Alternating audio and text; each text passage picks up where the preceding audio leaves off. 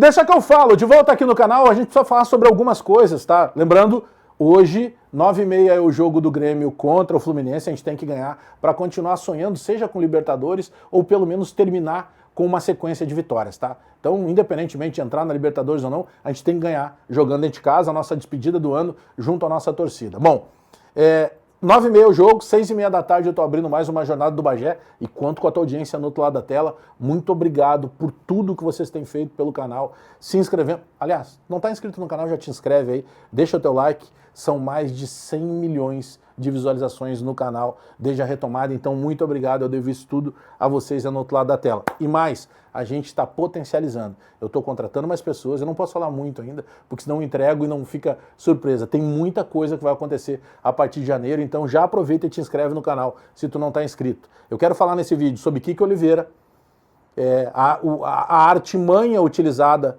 pelo vice-presidente de futebol do Nacional para que eles paguem menos para levar o Kiko Oliveira. A gente precisa falar sobre o Everton. O Palmeiras fechou as portas, que não aceita liberar o Everton, ou seja, se o Grêmio quiser o goleiro, não vai ser o Everton. E a gente precisa falar também sobre a proposta do Como, de 12 milhões de euros, o Como da Itália, para levar o Thiaguinho. Bom, deixa eu aproveitar, já vamos começar diretamente então pela questão do Kiko Oliveira. Vocês vão lembrar que recentemente o Kiko Oliveira concedeu uma entrevista para uma rádio uruguaia, que normalmente ele, o Arezzo, os jogadores do Uruguai sempre falavam com esses veículos, e ele fala sobre o vice-presidente de futebol do Nacional, que segundo ele fala com bastante sequência com esse dirigente, e que ele tinha o sonho de jogar no Nacional de Montevidéu. Os senhores vão lembrar também, os senhores e as senhoras vão lembrar, o quanto me irritou o dia que ele fez um story postando uma cuia de chimarrão, uma térmica, e nessa garrafa térmica tinha o adesivo do Nacional de Montevidéu. Por que eu fiquei irritado? Porque não tinha sentido aquilo. E era ele cavando o espaço, porque ele jogou, quando jovem, no Peñarol, que é o principal rival do Nacional. Ficava muito na cara que ele estava cavando uma situação, forçando uma situação para sair do Grêmio. Muito parecido com o que fez o Arezzo. O Arezzo começou a fazer beicinho, o Arezzo desperdiçou pênalti, o Arezzo jogou sem vontade um dia, no outro ele já estava viajando para acertar com o Peñarol. E o que fez o Grêmio com o Arezzo? Cedeu ao que o jogador queria, o Peñarol vai comprar o Arezzo, mas vai pagar menos do que o Grêmio está pedindo, porque o Grêmio sabe que não tem mais o que fazer com o Arezzo aqui no Grêmio. Pois o Kiko Oliveira está fazendo exatamente a mesma coisa. O Nacional quer comprar o Kiko, não vai pagar os 4,5 milhões de dólares que o Grêmio pagou para o clube dos Estados Unidos para comprá-lo, porque o futebol uruguaio não tem dinheiro. Então o Grêmio vai ter que aceitar uma situação de vender por menos o jogador, porque o jogador já forçou várias situações, deixando muito claro que ele não queria jogar no Grêmio. E o interessante é que eu alertei muito isso.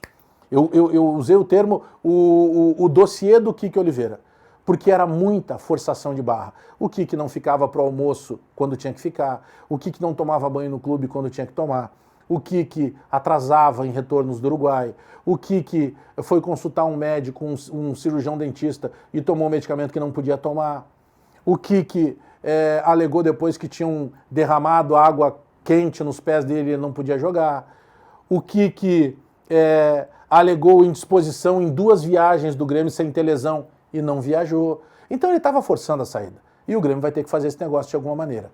O Everton, goleiro do Palmeiras, ele não vem mais para o Grêmio. Ele era, sim, o desejo do Grêmio e o Palmeiras divulgou hoje cedo, a gente estava no Futebol Alegria do Grêmio, quando o Diogo Rossi trouxe essa informação, uma informação dos colegas lá do UOL Esporte, dando conta de que o Palmeiras não aceita, não quer nem pensar tratar a saída do Everton. Entende que o Everton ainda é um goleiro para ter mais sequência de trabalho, e que nesse momento o Everton não será liberado do Palmeiras. Então, se o Grêmio quiser um outro goleiro para o lugar do Volpi, acho que o Grêmio vai ter que buscar no mercado. Convenhamos, é muito mais fácil fazer o quê? Renova com o Grando. Dá a titularidade para o Grando. O Volpi vai ter que entender que, se for o desejo do Grêmio, ele não tem no contrato dele explícito que ele vai ser titular. Dá a chance, dá alguns jogos para o Grando. O Grando outro dia entrou no momento da ausência em função de lesão do Volpi e fez belíssimos jogos. Ele está pronto para ser titular do Grêmio. Por último, eu quero falar nesse vídeo sobre a questão do Como da Itália. Eles ofereceram 12 milhões de euros para comprar o Thiaguinho. Isso é uma informação trazida pelo colega César Fabres, hoje pela manhã também no Futebol Alegria do Grêmio. Bom, vamos lá. Eu lembro que quando o Luan estava no Grêmio no auge, tinha ganho e sido personagem importantíssimo, eu diria protagonista da primeira medalha de ouro olímpica nossa na Olimpíada de 2016, chegou uma proposta do Spartak Moscou pelo Luan. E o Luan disse assim, eu não quero ir jogar na Rússia. E aí o Grêmio falou isso para o Spartak, disse assim, mas tem o Pedro Rocha. E aí o Pedro Rocha gostou da proposta, o Spartak pagou, o Grêmio gostou, todos foram felizes, mas o Luan não foi para o futebol russo. Claro que depois o Luan também não recebeu mais nenhuma outra proposta, porque o Luan jogou muito nos 2 anos seguintes e depois ele meio que se apagou para o futebol. E aí as propostas não chegaram, o Grêmio acabou negociando ele numa negociação doméstica, ele indo jogar em São Paulo, no Corinthians. Bom, tem os 2 caminhos. Eu não venderia o Thiaguinho. Agora, 12 milhões de euros é uma boa proposta. Quem sabe sobe. Pede para chegar em 15 ou pede 18 para fechar nos 15, deixa mais alguns gatilhos e traz o Thiaguinho para que ele seja primeiro um ativo desportivo. O Luiz Eduardo está recebendo sondagens do futebol inglês também.